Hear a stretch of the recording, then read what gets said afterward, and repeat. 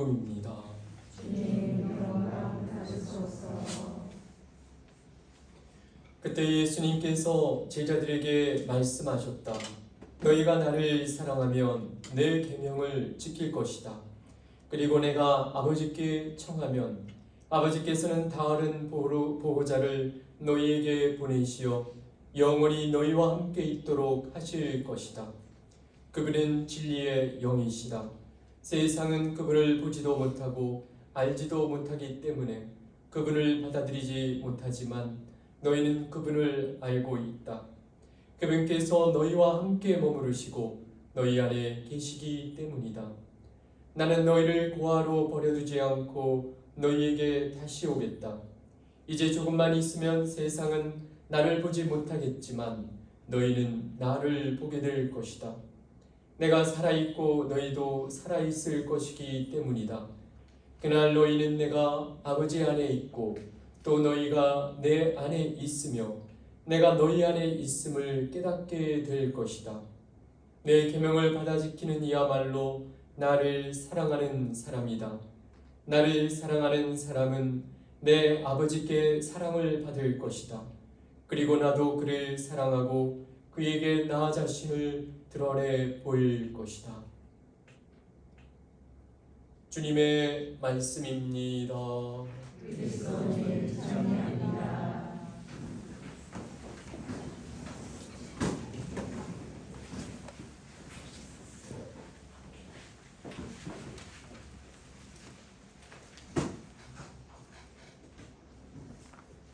찬미 예수님,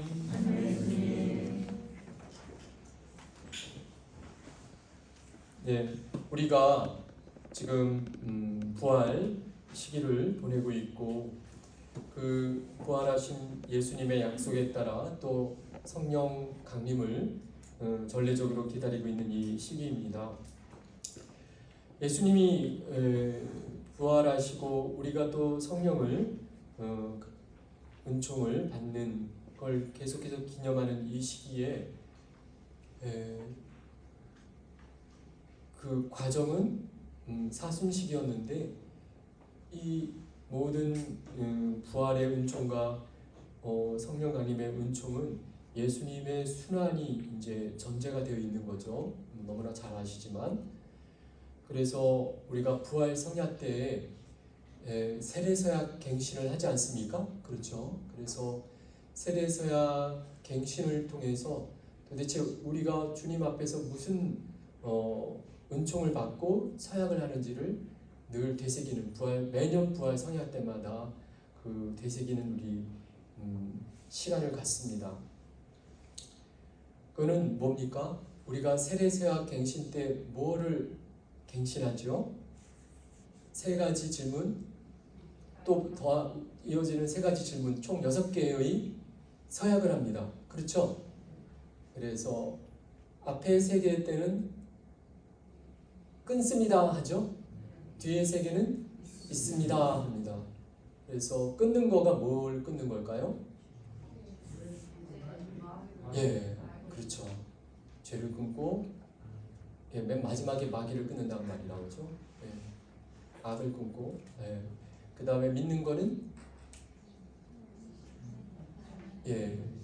하늘의 천주성부 아버지를 믿죠. 그 다음에 성자 예수님, 길게 나오죠. 성부보다 성자의 묘사가 더 많아요. 동정녀 마리아께 잉태되어라시고 쭉쭉쭉 나오는 설명 다음에 그 성자님 예수님을 믿고 그 다음에 나중에 또 세 번째로 믿는 건 성령도 혼자 이게 설명이 안 나와 있죠. 성령 믿은 다음에 우리가 사도신경들 바치는 그 내용들이 이어지죠. 하나인 보편된 교회를 믿고 성령을 믿고 죄의 용서를 믿고 육신의 부활을 믿고 영원한 생명을 믿습니다. 그래서 우리가 이 핵심을 딱 서약갱신 안에 담고 있죠. 그래서 죄를 끊고 성부 삼위일체 하느님을 믿고 교회를 믿는 영원한 생명을 믿는 부활할 것을 믿는 이 신비가 지금 이렇게 종합되어 있습니다. 그 안에. 그래서 우리는 지금 그 부활의 은총이 있는 시기를 보내고 있는 거예요. 그런데 이 진지한 죄 끊음의 시간이 먼저 있는 거예요.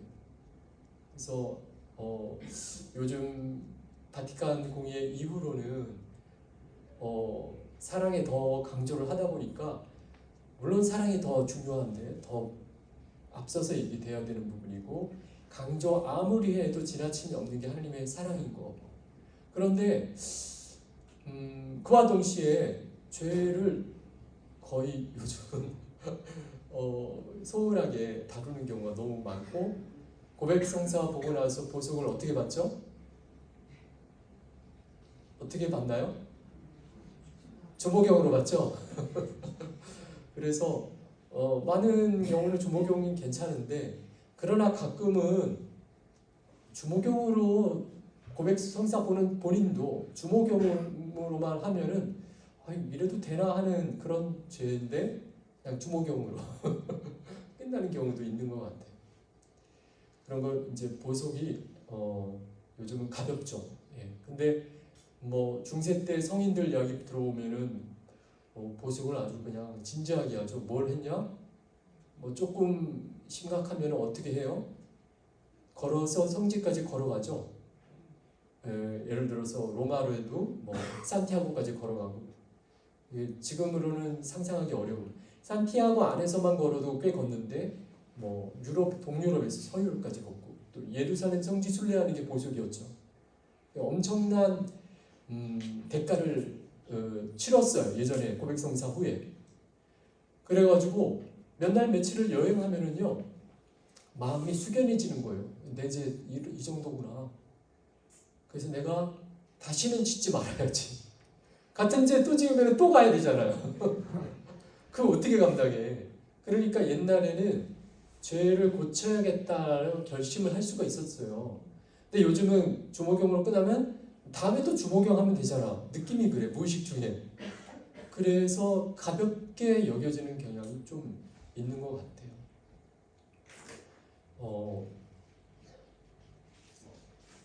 사실 죄를 생각해보면 진지하게 생각해보면 심각한 거예요. 실은 죄가 뭐죠?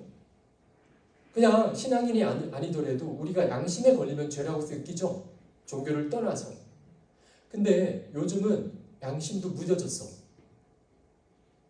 제가 기억하기로 70년대는 살인사건이 나면 신문에 대서특필됐어요. 그런 기억이 없으신가 봐. 흔하지 않았다고요. 살인사건이. 그래가지고 살인사건 한번 나면은요 며칠을 두고 회자가 됐다니까요. 근데 요즘은 한 이틀, 3일에 한 번씩 살인사건 뉴스를 보죠. 그리고도 우리가 이거 세상에 안 해요. 그냥 계속 보니까. 그러니까 지금 이 사회가 전반적으로 양심이 어떻게 돼 있다? 좀 무뎌졌다. 양심이 그런 역할을 하는 것 같아요. 제가 초등학교 2학년 때 앞집에 아주 청포도가 잘 열리는 청포도 나무가 있었어요. 근데 가지가 하나 담을 넘어왔어. 그래가지고 청포도가 탐스럽게 열렸다니까요.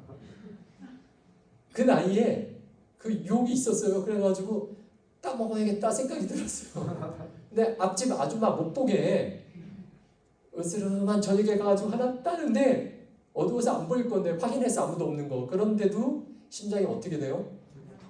벌렁벌렁 하는 거예요. 근데 딱 따먹어서 그 훔쳐먹는 포도 맛이 얼마나 끝내주는지. 이게 다음날 유혹이 또 와. 하나 따먹었으니까 티가 안 날 건데 또 따먹으면 이거 파악하면 안 될 건데 또 손이 가는데 이번에는 첫날만큼 가슴이 벌렁거리지는 않더라고요. 조금 벌렁. 이제 셋째 날이 되면 어떻게 돼요? 그만두지 않았고 또 땄어요. 근데 이제는 벌렁거리지도 않더라고요. 기억이 나요. 점점 심장이 이렇게 크게 요동치지 않는 거. 이런 과정을 뭐라고 그래요? 양심이 무뎌지는 과정이에요. 근데 앞집 아줌마가 다 알고 있었어. 며칠 후에 우리 엄마랑 그 얘기 하더라고요. 얼마나 부끄럽던지. 그렇게 들통나면 부끄러울 일을 왜 했냐고요. 그렇죠? 양심이 어릴 때 그렇게 무뎌지는 순간들이 있더라고요. 지금은 이 사회가 윤리도덕이 무너졌어요. 그쵸? 무너져서 뭐 없어요 이제. 그냥 너도 나도 젊은 20대 신자도 낙태 그냥 하는 걸로 생각해요. 저는 새롭게 결혼하는 죄송합니다. 아까 안내받기를 안기도 신부님은 PPT를 키고서 1시간 이상 강의를 했다고 그래가지고 제가 준비해온 강론을 조금 내려놓고 이야기를 하는 중입니다. 그렇지만 신앙에 관계된 이야기라고 생각하면서 하고 있으니까 그렇게 괜찮죠? 네. 강론만 하고 그냥 진행할까요? 네. 감사합니다. 이런 얘기를 하면서 저도 이제 되새기는 거예요. 저희 신앙을. 그래서 젊은 신혼부부를 저는 잘 동반해야겠다. 젊은 이제 결혼하려고는 청년을 약혼자들을 잘 동반해야겠다라는 이런 특별한 사명감을 느끼고 결혼 주례를 해요. 그래서 결혼하기 전에 한 6개월 전부터 만나요. 달마다 만나서 사실은 더 타이트하게 하고 싶은데 실은 결혼 전에 한 일주일은 같이 피정도 시키고 싶은데 그냥 그렇게 하는 거예요. 왜? 다 직장 다니니까 바빠서 그건 무리야 보니까. 그래서 한 달에 한 번씩 만나요. 6개월 전부터. 만나가지고 교리교육부터 다시 하면서 왜냐하면은 왜 냉담하냐 하면은 부모가 기도를 안 해서 냉담하는 거라고 저는 생각하거든요. 기도하더라도 살아있는 신앙이 아니라서 냉담하는 거라고 저는 여겨지거든요. 그래서 젊은 엄마 아빠가 진심으로 촛불 켜고 기도하면은 애도 옆에서 기도한다고요. 안 시켜도. 그러는 거 봤어요 제가. 그래서 한 아이를 신앙인을 만들려면 누구를 붙잡아야 된다? 이제 결혼하는 남녀를 붙잡아야 된다. 이 생각이 있어요 저는. 그래가지고 6개월을 교육시켰다니까요. 교육시키고 결혼을 시켰어요. 근데 애를 안 갖기로 했는데 애가 생겨버렸어요. 그래가지고 뭘 상의했는 줄 아세요? 저한테 오기 전에 일어난 일인데 애를 지우려고 하더라고요. 근데 이제 엄마한테 딱 들려졌어요 이게. 그래가지고 또 그거 죄 짓는 거다 해가지고 그거를 멈췄거든요.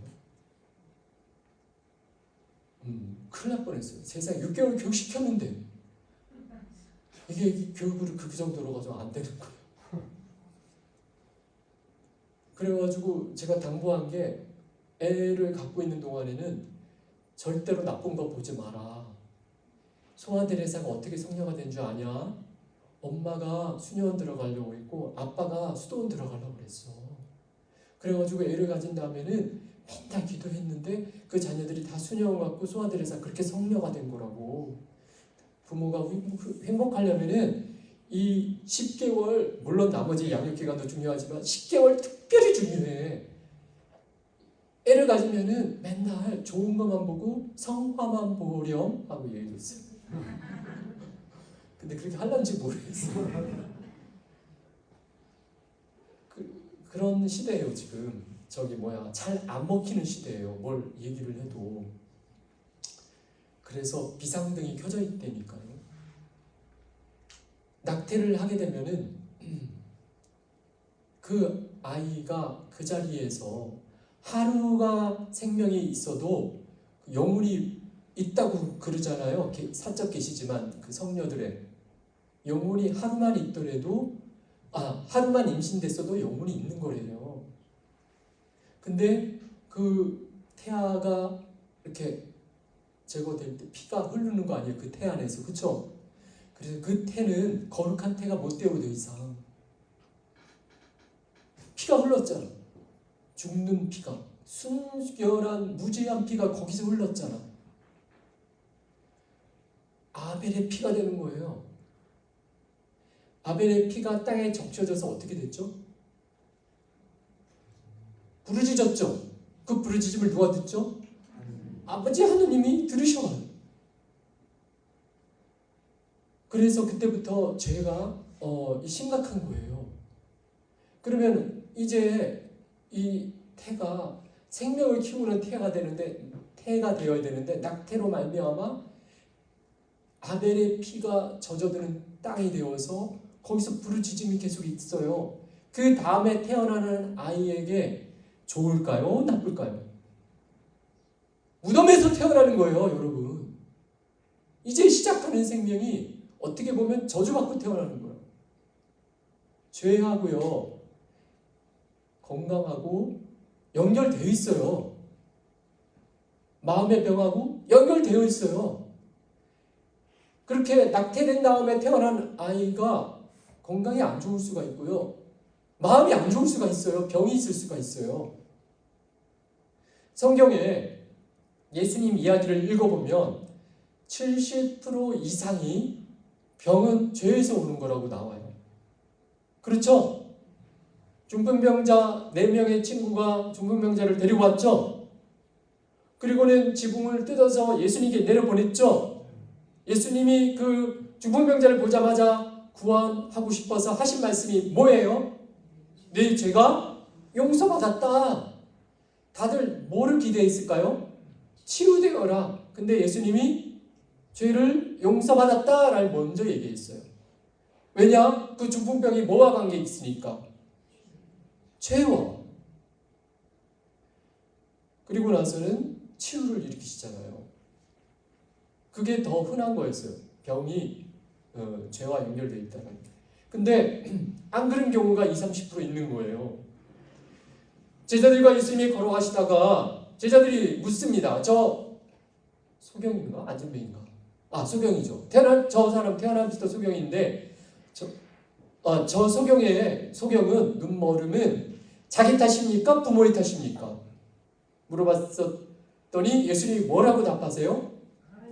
하나님의 영광을 위한 거다. 그 사람 죄 아니다. 부모 죄도 아니다. 그런 장애나 병이 있는 거예요. 그러니까 100%는 아니죠. 병의 결과가 죄의 결과가 병이라는 게. 그러나 그런 경우가 많다. 그래서 낙태가 심각한 죄예요. 무지한 아벨의 피가 울부짖게 돼요. 그 사람의, 그 여성의 태에서. 그래서 그를 고백해야 되고 용서를 받아야 돼요.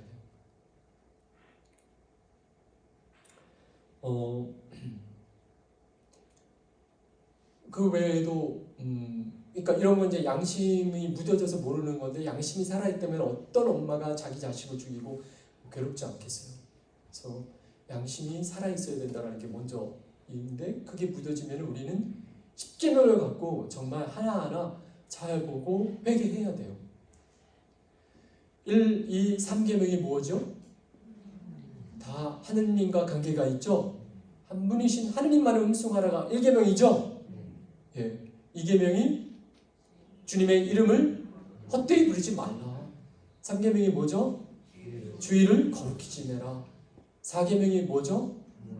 부모에게 효도하여라. 5계명 간음하지 말라. 간음하지 말라와 연결할 수 있는 계명은 9계명 남의 아내를 탐내지 말라. 7계명이 뭐죠? 5계명이 살인하지 말라. 그렇죠? 4계명 부모에게 효도하라. 5계명 살인하지 말라. 6계명 간음하지 말라. 그 다음에 7계명이 거짓 증언을 하지 말라. 그 다음에 8계명 도둑질하지 마라. 10계명은 남의 재물을 탐내지 마라. 그래서 이거 하나하나를 사실은 우리가 잘 보면서 내 양심을 자꾸 두드려 봐야 되는 것이죠. 주의를 거룩히 지내라고, 하나님의 이름을 헛되이 부르지 말라고, 하나님 말을 흠숭하라고 하는 거에 걸리지 않을 사람 한 명도 없을걸요. 우리가 정말 하나님을 내 삶의 최고로 우선순위로 놓고 살까요? 그렇지 않은 게 많아요. 기도할 때 나의 첫마디가 나의 아들 합격되게 해주세요. 사업 번창하게 해주세요. 남편 병낫게 해주세요.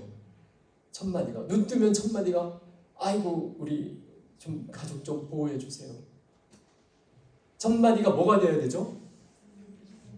하나님은 찬미와 영광을 받으셔서 하고 기도 잘 되시나요? 일어났는데 눈 뜨자마자 하나님 찬미 찬송 받으셔서 하고 기도하시는 분이면 이제 지금 귀 닫으세요. 안 들으셔도 돼요. 정말 하나님만을 흠숭하실까요? 이게 사실은 큰 죄예요. 왜냐하면 제가 이게 청라동 주민센터 센터장을 제가 가서 뺨을 때려. 그러면 뭐 어떻게 될까요? 고발하면 어떻게 뭐 벌금 냈겠죠? 얼마 낼지 모르겠어요. 한 10만 원 낼까? 모르겠어요. 제가 서울시장 오세훈 씨 뺨을 때리면 어떻게 될까요? 예? 뉴스에 나와요. 맞아요. 인신공격까지 받겠죠? 예. 제가 대통령 뺨을 때리면 어떻게 될까요? 뉴스. 국가 원수 모독은 큰 죄죠. 감옥에 꽤 가 있을 거야 아마. 그 다음에 교황님 뺨을 때리면 어떻게 될까요?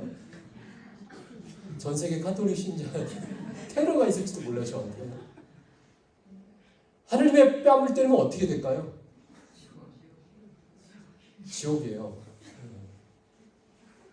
하나님만을 흠숭하지 않는 죄는 심각한 죄겠죠. 하나님을 모독하면은 국가 원수 모독한 것보다 더, 교황님 모독한 것보다 더 심각한 죄 아닙니까? 근데 교황님 모독한 거는 심각하게 생각할 수 있을 것 같은데 하느님은 그렇게 생각 안 해요. 우리가 미사 들어올 때 정말로 준비가 잘 됐나요? 그런 거를 지금 이렇게 하느님한테 다 이렇게 자비를 청해야 될 것 같아요. 물론 아까 참여예절 했어요. 그래서 하느님만을 흠숭하는지 정말 우리가 날마다 가슴을 치면서 고백할 필요가 있겠죠. 네. 우리는 영적으로 창조됐어요. 창세기에 의하면 하느님의 숨이 불어넣어져 우리의 생명이 시작됐어요. 진흙에서 빚어졌지만. 그래서 우리가 건강하려면은 질서가 잡혀야 돼요. 뭘로?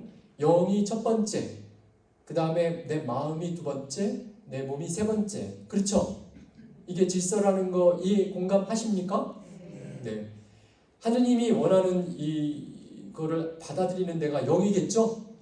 영이 제일 하느님하고 가까운 거예요. 그래요? 그 다음에 그 밑에 이성이 양심을 보아가면서 합리적으로 착하게 살게 하겠죠? 그 다음에 몸은 영과 이 정신의 컨트롤을 받아 올바로 행동해야만 되겠지요. 그런데 이게 거꾸로 되면 어떻게 돼요? 아이고 배고파 하면서 막 훔쳐. 그러니까 마음과 영을 조종하는 거예요. 그러니까 이게 질서가 깨지는 거죠. 몸 본능대로 살다. 이게 죄의 상태 아니에요? 그러니까 우리가 구원의 상태에 있는 것은 질서가 잡혀 있는 거예요. 영, 정신, 몸. 근데 죄의 상태는 뭐예요? 마음이 첫째이거나 몸이 첫째인 거예요. 그래서 영이 높이 있지 못한 거예요. 우리 존재의 삶 안에서. 영이 높이 있으려면은 하느님 불러야 돼요. 그럼 영이 알아차리면서 마음을 다스리고 몸을 다스리는 거겠죠. 예. 이게 질서가 깨지는 게 죄. 근데 이걸 질서를 바로 잡으면은 그때부터 이게 회복되는 길로 가는 거겠죠. 성령을 받는다라는 건 바로 이 질서 안에 들어가는 구원의 체험일 거예요. 성령이 이렇게 나를 압도하는 거죠. 그러면 몸에 이런 것들이 다 정화가 되는 거예요. 나쁘게 갈게 제어가 되는 거 아니겠어요? 그렇죠?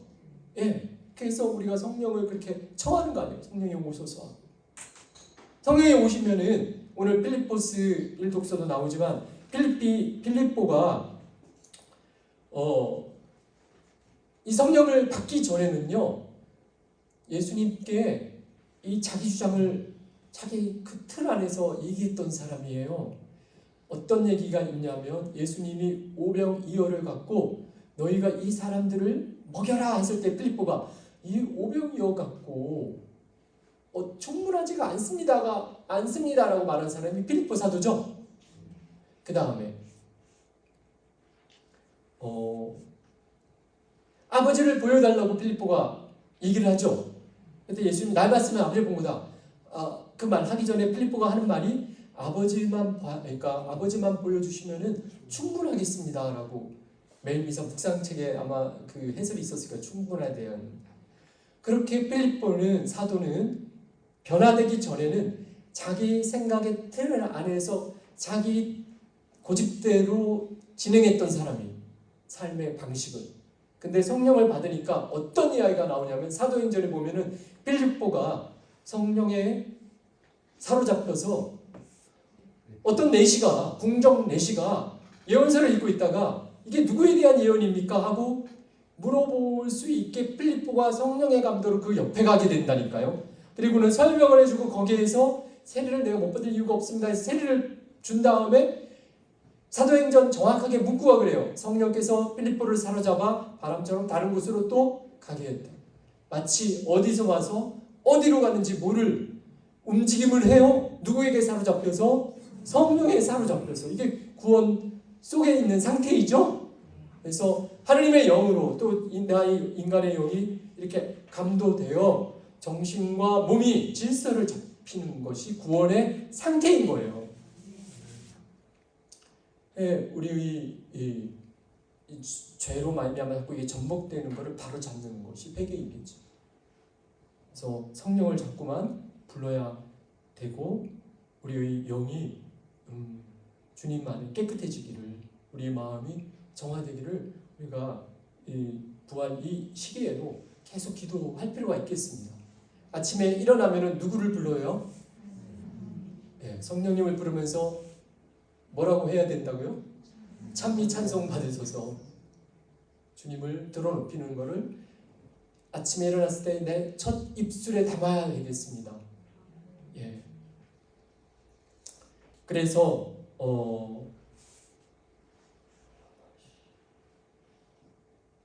이렇게 우리가 우리의 이 죄된 것들이 비워질 때에 비로소 성령께서 들어오셔서 편하게 계실 수 있을 것 같고 주님이 깨끗하다고 말씀하실 수 있을 것 같아요. 우리 힘으로는 깨끗해지지 않으나 주님의 도우심으로 예수님을, 성령의 도우심으로 예수님을 깨끗하게 모실 수 있을 것 같아요. 자, 오늘 복음으로 넘어가서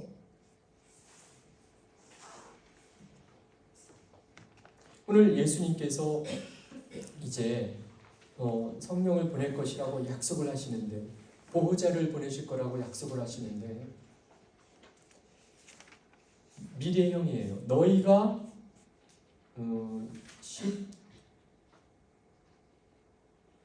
16절이죠. 내가 아버지께 청하면 아버지께서는 다른 보호자를 너희에게 보내시어 영원히 너희와 함께 있도록 하실 것이다. 그러나 미래형이에요. 현재 이 복음의 시점에서는. 그래서 요 말씀을 하신 다음에 어떠한 과정을 거치냐면 예수님이 죽으시고 부활하시는 과정이 거치는 거죠. 그러니까 성령이 오시려면은 예수님이 가셔야 돼요. 예수님이 너무나 사랑하고 제자들이 예수님이 익숙하기에 예수님을 못 죽게 하면은 성령이 오셔야 안 오셔요? 안 오셔요. 안 오셔요. 그래서 예수님은 내가 가야만 한다라는 말씀을 하시죠. 이게 떠남이죠. 예수님 사실은 참 정이 많이 들었을 것 같아요.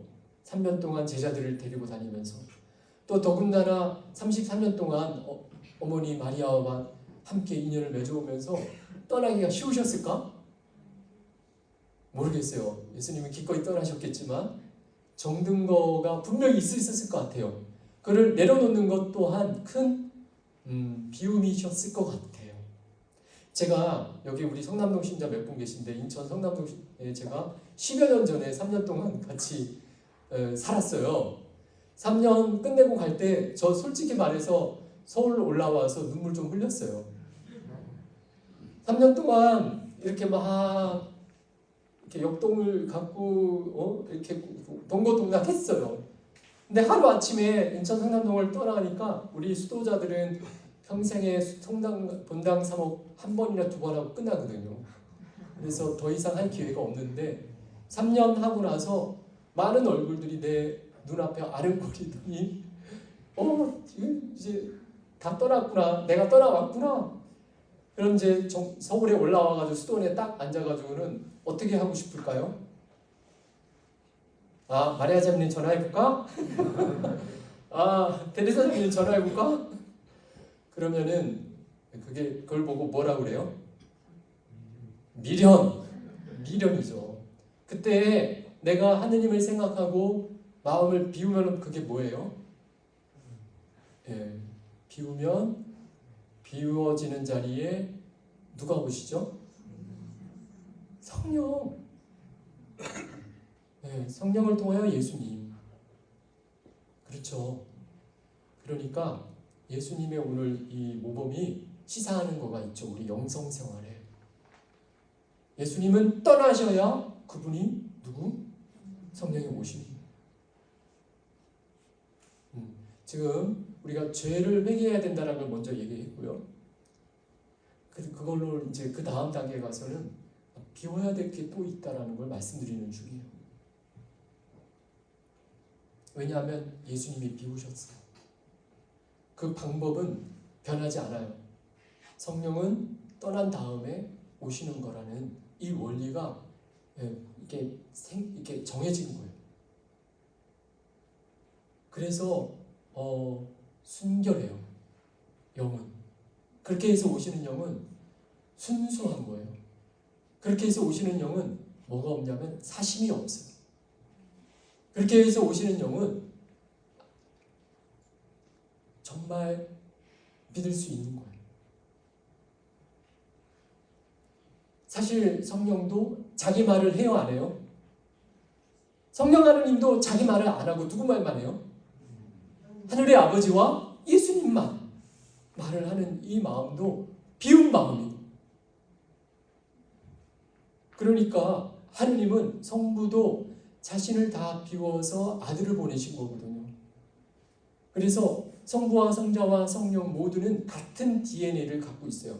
뭐냐? 비움의 DNA. 그래서 이 하느님을 모시려면 어떻게 해야 된다고요? 비워야 돼요.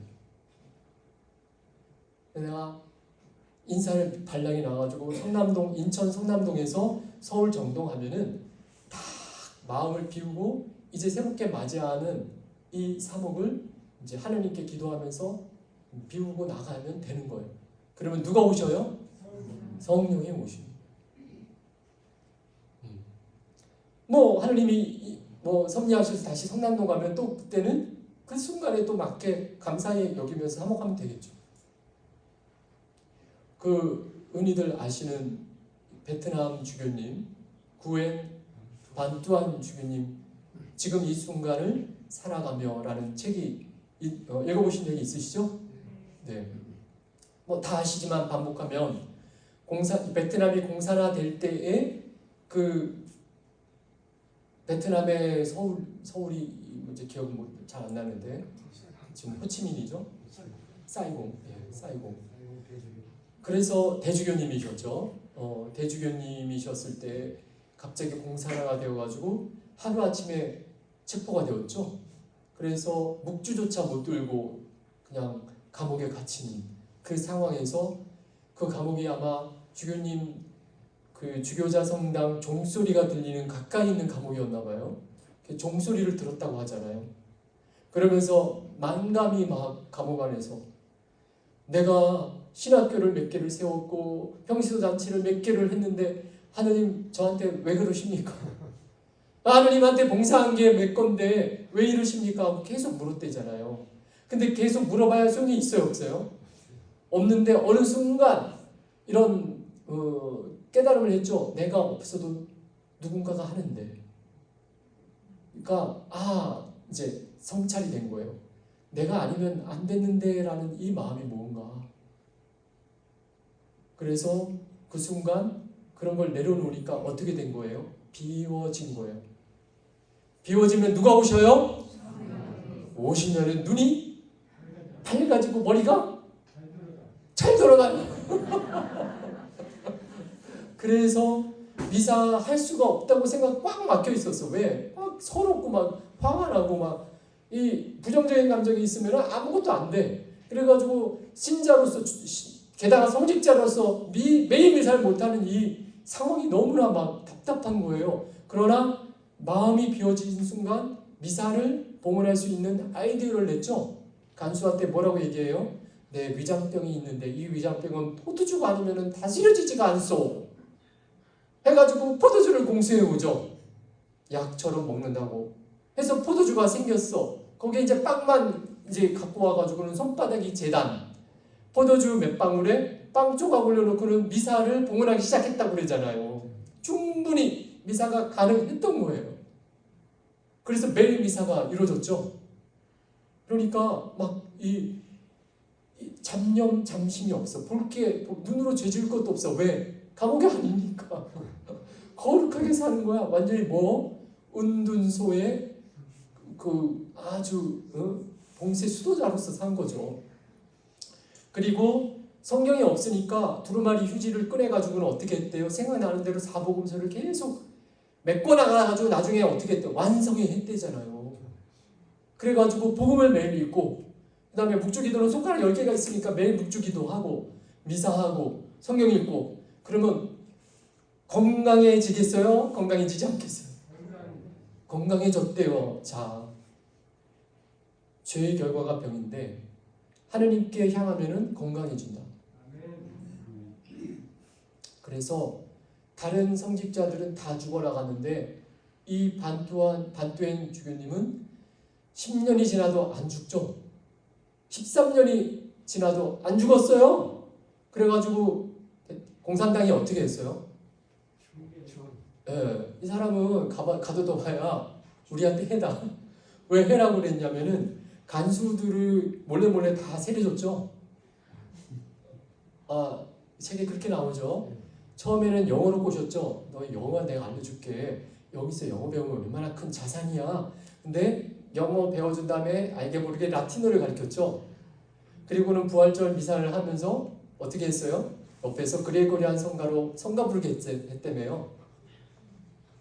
그런 내용이 있어요. 그러니까 이 주교님은 이 상황에서 엄청난 대미사를 막 봉헌하고 막 할 수 있는 모든 것들이 막 하는 거예요. 감옥 안에서. 막 교화되지 않는 간수가 없어가지고 10년째에 공산당이 어떻게 했어요? 독방으로 보내버렸죠. 아무도 접하지 못하게. 근데 3년을 살아도 죽지 않으니까 이 주교는 독하다. 추방시키자 해가지고 해외로 추방시켜가지고 어디로 갔어요? 로마로 가게 됐고 교황님 별장 카스텔간돌포에 머물게 되었고 찾아오는 모든 신자들에게 피점을 가르치는데 이렇게 지금 이 순간을 사는 법을 알려주면서 하느님하고 얼마든지 어떤 상황에서든지 풍요롭게 살 수 있다는 걸 희망을 주면서 사람들에게 막 그 치유를 일으키는 엄청난 그래서 많은 신자들이 막 왔었대요. 그래서 교황님이 그걸 보고 평신도뿐만 아니라 이 추기경 단도주고 피정지도 해다오. 그래서 한동안 그렇게 피정지도 하셨지만 나중에 이제 연세가 드셔 돌아가셨죠. 그래서 지금 제가 알기로는 복자 과정 중이라고 15 과정 중이라고 알고 있어요. 그래서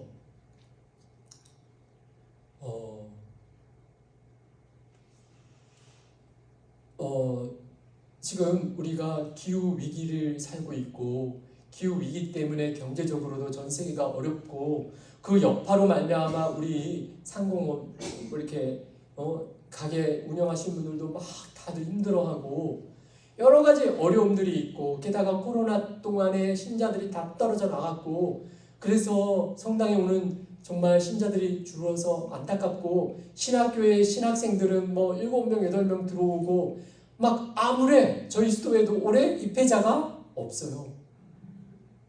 그러니까 이럴 때에 이게 마음이 어떻게 돼요? 무거워지고 흐려지고 막 무기력해지고 이러면 어쩌나 저러면 어쩌나 이 돈 부족한 건 어디로 맺구나 막 이런 걱정들이 줄줄이 비엔나 소세지죠? 그런데 이 반퇴한 주연님의 그 마음의 비움의 순간을 바라보세요. 지금 이 상황에서 갖고 있는 걸 보세요. 나에게 조그만 포도주가 무엇일까? 나에게 조그만 빵부스러기가 무엇일까? 이걸로 주님께 기도할 수 있고 봉헌할 수 있다는 걸 보세요. 갖고 있는 자원이 있어요. 내가 이 상황에서도 만나는 것이 무엇인가? 내가 이 상황에서도 하나님하고 뭔가 역동이 되는 게 뭘까? 있어요. 그거를 긍정적으로 생각하고 최선을 다해서 하는 거예요. 루즈벨트 대통령 아시죠? 루돌프 루즈벨트 대통령. 이 대통령이 나라를 다스릴 때에 미국에 뭐가 있었죠? 대공황이 있었어요. 어쩌면은 지금 시기와 비슷할지도 모르겠어요. 어려웠던 시기인 거예요. 그 잘 사는 미국도 막 힘들었던 나라예요. 미국 시민들이, 국민들이. 그럴 때 루즈벨트 대통령이 뭐라고 그랬는지 아세요? 여러분, 우리가 갖고 있는 거 요거 가지고 갖고 있는 거 총동원합시다. 총동원해서 우리가 할 수 있는 걸 합시다 하고 희망의 메시지를 전했던 분이에요. 미국의 대통령 역대 다 성경에 손을 얹고 선서하잖아요. 그래서 지금 뭐 트럼프는 좀 그렇지만 아무튼 성경적인 마인드가 있었던 사람이라고 루즈벨트도. 그래서 성경과 복음과 성령께서 인도하는 것은 무기력이나 우울이나 슬픔이 아니다. 희망이다. 갖고 있는 것 안에서 할 수 있다. 내일이 있다. 괜찮아요. 없으면 어때 지금? 그러나 있는 게 있잖아. 그걸 보자고요. 그리고 그걸 가지고 최선을 다하자고요. 혹시 뭐 내 자녀가 너무 심각하세요? 지금 그보다 더 심각하지 않은 거가 있으니까 그걸 자꾸 기도하십시다. 가능할 거예요. 그리고 나를 돌아보세요. 어디에서 주님하고 관계 안에서 넘어진 게 있는지. 지금 이 기후 위기는 인간의 죄의 결과가 아닙니까? 인간의 죄의 결과잖아요. 그렇다면은 하느님과의 질서를 깬 문제라고요. 영을 최고로 높이지 않은, 성령을 최고로 두지 않는 이 인류의 삶의 형태가 가져다 준 고통이잖아요. 그러면 이거를 고치려면은 환경보호합시다, 절약합시다, 이거 가지고 될까요? 영적인 질서 안 잡고 외적인 거 뭐 막 이렇게 물리적으로 뭐 줄이고 절약하고 해가지고 정책을 해서 될까요? 하느님이 마음이 안 풀리는데 하느님 마음부터 풀어드려야 되는 거 아니에요? 아벨 피가 울고 있다면은 거기에 대한 회개를 해야 되고 생명을 살리는 시도를 해야 되는 하느님 때문에. 근데 있는 거 가지고 하자고요. 나를 돌아보고 마음을 돌이키고 회개를 진심으로 하고 뭐가 잘못됐는지 내일 할 수 있는 걸 하는 거예요. 깨알 같은 거 하는 거예요. 깨알 같은 거. 커다란 거 하는 거 얘기하는 거 아니에요. 깨알 같은 거. 그러나 하느님이 거기에서 눈여겨보실 것 같은 거. 내 수준에서 무릎이 아파요. 관절이 안 움직여요. 제가 무슨 회계 생활로 보석하고 싶지만 봉사를 할 수도 없어요. 다리가 안 움직여도 할 수 있는 거 그 자리에서 있어요. 뭐가. 아무리 어려운 처지에서도 하느님께 기도하면은 뭐가 열려? 머리가 열려. 눈이 맑아져. 머리가 잘 돌아가. 그러면 하느님께 올바로 설 수 있는 내 뭔가를 할 수가 있어요. 그러면 하느님께서 응답하실까요? 안 하실까요? 하실 거예요. 예전에 우리 수도자 성직자 피정 같은 거를 꽤 자주 했던 때가 있었어요. 한국 성년 쇄신 대표 신부님이 그 당시에는 뭐 하여튼 그런 운동이 되게 불이 많이 붙었었잖아요. 그런 때가 있었어요. 그럴 때 인도에 뭐 성령기도로 막 유명하신 분이 오셨어요. 젊을 때에 죄된 삶을 살았던 사제였는데 심장이 20대 70대 심장이라는 진단을 받고 6개월밖에 못 산다는 진단을 받았는데 그때 회개해가지고 하나님께 은총을 받아서 심장이 변했어요. 의사한테 갔더니 심장 이식 어디서 받았냐고 물어보더래요. 다시 70대 노인의 심장이 20대로 바뀐 거예요. 그래서 하느님은 그런 기적을 일으키신다라는 걸 신부님을 통해서 보여주셨어요. 그런 인도 신부님이 한국에 오셔가지고는 강의를 하시는데 자기는 정말 옛날에는 나일론 사제였다. 그런데 그 체험을 하고 나서는 하느님께 우리가 정확하게 살면 된다. 자기가 피정을 지도하는데 어떤 인도 부자가 있었는데 그 인도 부자는 겉만 부자인 거예요. 집은 3층짜리 있지만 진짜 내일 밥 먹을 게 걱정하는 그런 껍데기 부자였어요. 큰 돼지가 있는데 그런데 그런 사람이 피정에 온 거예요. 그리고는 피정 후에 회개를 했어요. 어떤 자초지종을 이 신부님께 고백이래 상담을 했냐면 딸이 6이 있는데 다 유명 대학에 나왔는데 아무도 취직이 안 되는 거예요. 그리고 돈이 안 벌리고 내일 모레 이제 죽게 생겼어. 굶어서. 근데 자기의 이야기를 고백하는데 젊을 때 돈이 될 수 있는 거는 다 시도했대요. 그러다가 돈이 제일 잘 되는 게 포르노 사업이었대요. 그래서 포르노 사업에 손을 댄 거예요. 근데 포르노 사업으로 돈이 마구 들어오니까 돈에 욕심이 이제 생기는 거야. 그래가지고 동업자를 돈을 나눠야 되니까 그 돈이 아까워서 음독을 했어요. 그러니까 뭘 타가지고 정말로 죽인 거야. 그런데 그게 들통이 안 났어요. 사고로 죽은 걸로 처리가 됐어요. 그리고 나서는 자기가 하고 나서 또 죄책감이 오는 거야. 그 죄책감을 이기려고 또 뭘 해요? 위스키를 매일 마셨어요. 술이 들어가면은 사람이 양심이 더 흐려지죠? 본능대로 사라지죠? 그러니까 포르노 사업을 하니 어떻게 돼요? 바람을 피우기 시작했어요. 그렇게 해가지고 살인죄, 간음죄, 온갖 죄를 다 짓는 거예요. 남의 재물을 탐냈죠 벌써. 그러니까 10계명의 수많은 것들을 다 깨고 나니 이 돈은 있는데 점점 빠지는 순간이 온 거예요. 덜 벌리지가 않고. 그래가지고 이제는 내일 모레 아사하게 생겼어. 하느님이 그 딸 6명이 공부는 엄청 해가지고 다 똑똑한데 취직이 안 되는 거야. 그런데 이 회개의 피정에 참석한 후에 깊이 깨닫고는 보석을 청했어요. 그래서 신부님이 하여튼 봉사생활 요청했고 하여튼 조금 진하게 보석을 줬어요. 그리고는 1년 동안 매일 미사 참석하고 그 돌아가신 모든 영혼을 위해서 진심으로 기도하라고 이렇게 했는데 한 달 만에 매일 미사 한 달 만에 첫째 딸이 나라의 부름을 받아 취직이 됐어요.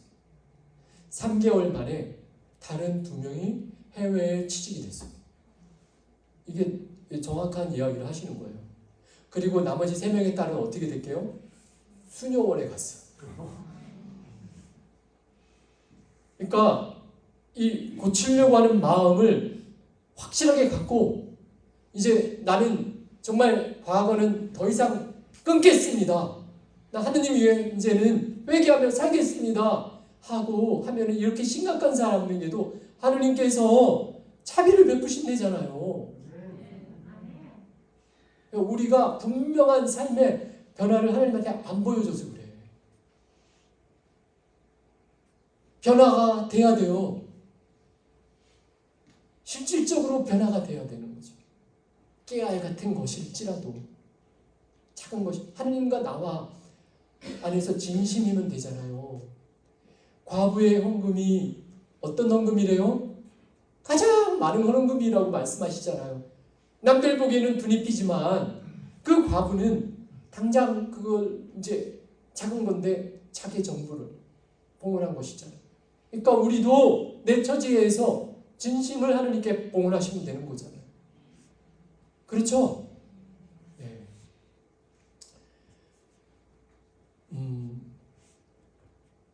모르겠습니다. 왜 오늘 제가 이렇게 죄를 자꾸 얘기하는지.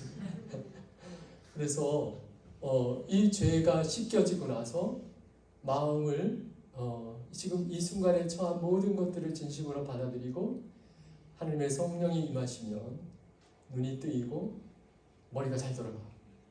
그래서 하나님이 원하시는 것을 딱 하세요.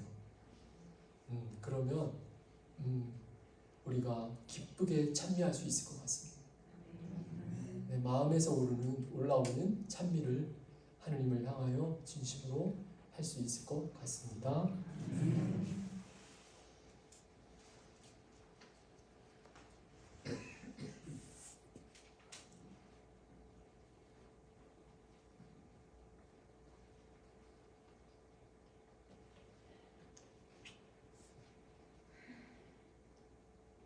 하나님 아버지,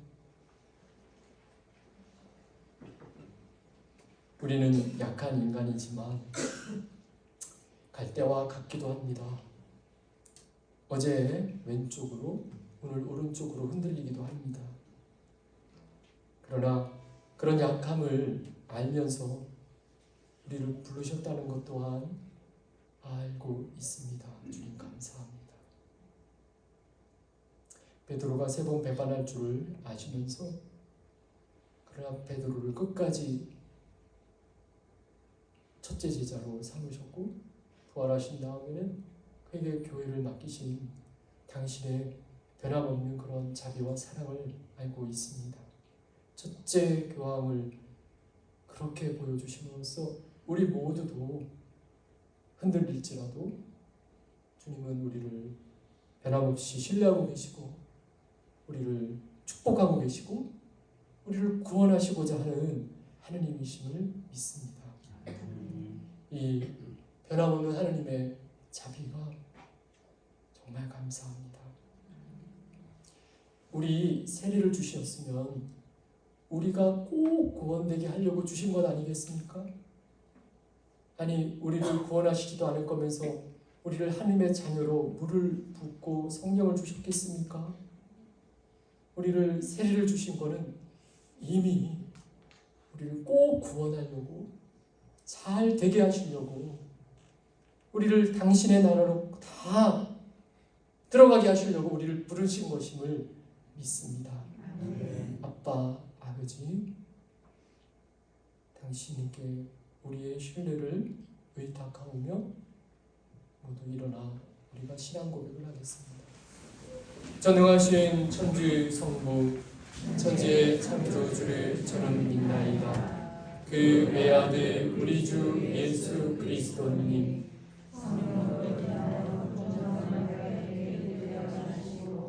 본시오 빌라도 통치 아래에서 고난을 받으시고 십자가에 못 박혀 돌아가시고 묻히셨으며 저승에 가시어 사한날에 죽은 이들 가운데서 부활하시고 하늘에 올라 전능하신 천주 성부 오른편에 앉으시며 그리로부터 사니와 죽은 이를 심판하러 오시리라 믿나이다.